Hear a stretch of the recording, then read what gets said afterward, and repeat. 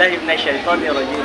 Bismillahirrahmanirrahim. Alhamdulillahirabbil alamin wassalatu wassalamu ala asyrafil mursalin sayyidina Muhammad wa ala alihi washabbihi ajmain. Alhamdulillah, segala puji dipanjatkan kehadirat Allah Azza wa Jalla. Bismillah, dengan izin Allah kami berjaya sampai di Demak, di Masjid Agung Demak. Alhamdulillah. Jadi bersempena dengan peristiwa Isra wal Mi'raj, baginda Nabi SAW telah diberi kemuliaan oleh Allah Subhanahu wa taala setelah diberikan ujian. Ketika mana Rasulullah SAW diberikan ujian dengan kehilangan Sayyidatina Khadijah binti Khuwailid dan juga bapa saudaranya Abu Talib, maka Rasulullah SAW merasa kesedihan yang amat sangat. Baginda Nabi SAW pada tahun tersebut disebut dengan nama Amul Huzni, tahun kesedihan baginda Nabi SAW. Tujuan baginda Nabi SAW itu diberikan ujian seperti itu supaya Rasulullah SAW tidak berharap dengan sesiapa pun, melainkan daripada Allah Subhanahu wa taala. Maka Allah mengangkat Sayyidatina Khadijah binti Khuwailid dan juga pamannya Abu Talib yang merupakan pelindung baginda Nabi SAW. Dan saat keduanya diangkat oleh Allah Subhanahu wa taala, maka tinggallah Rasulullah SAW sehingga merasakan kehidupannya begitu sulit sekali, karena sering didatangi dan juga dimusuhi oleh orang-orang yang berada di sekeliling Rasulullah SAW, karena dua orang yang menjadi pelindung baginda Nabi sudah tidak ada dengan Nabi SAW. Jadi Nabi SAW merasa sulit ketika mana berada di Mekah. Maka Sayyidina Muhammad SAW punya perasaan ingin pergi ke Taif. Dia pergi ke Taif untuk membawa dakwahnya di sana. Maka di situ Rasulullah SAW tidak menduga bahawa apabila sampai di Taif, bahawa penduduk-penduduk Taif sudah menolak baginda Nabi SAW. Pada kisah kali ini saya ingin menerangkan tentang satu kisah di mana Rasulullah SAW kehilangannya orang yang dicintai Rasulullah. Tujuannya adalah untuk mendidik Rasulullah SAW supaya tidak berharap dengan manusia, tidak berharap dengan sesiapa pun selain daripada Allah Subhanahu wa taala.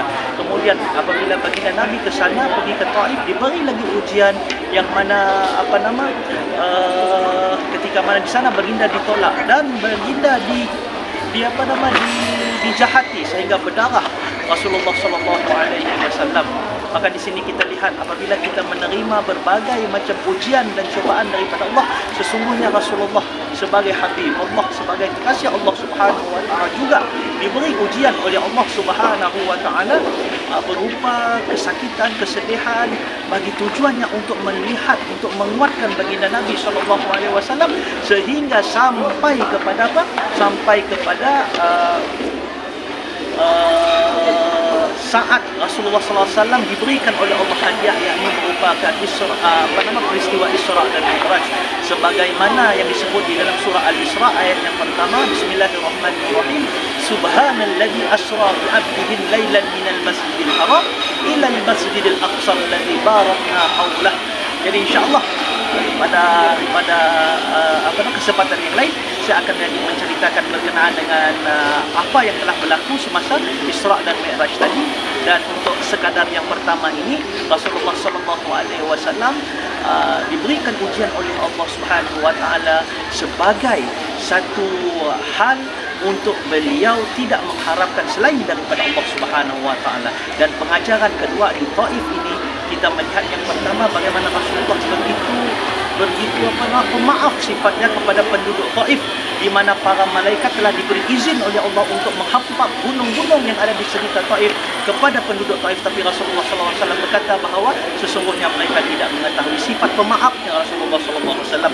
Dan yang ketiga ialah ketika mana kita ditimpa musibah, sesungguhnya jangan kita berasa sedih, la tahzan, jangan kita berasa sedih, kerana Rasulullah juga diberi ujian oleh Allah Subhanahu wa taala. Setiap ujian itu pasti ada hadiah yang diberikan oleh Allah jika kita bersabar.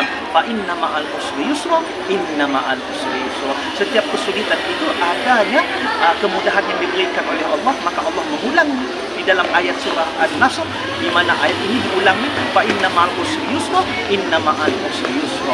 Kerana setiap kesulitan itu pasti akan ada kesenangan yang akan mengikutinya. InsyaAllah sekadar itu saja dahulu. Kita jumpa lagi pada yang akan datang. Assalamualaikum warahmatullahi wabarakatuh.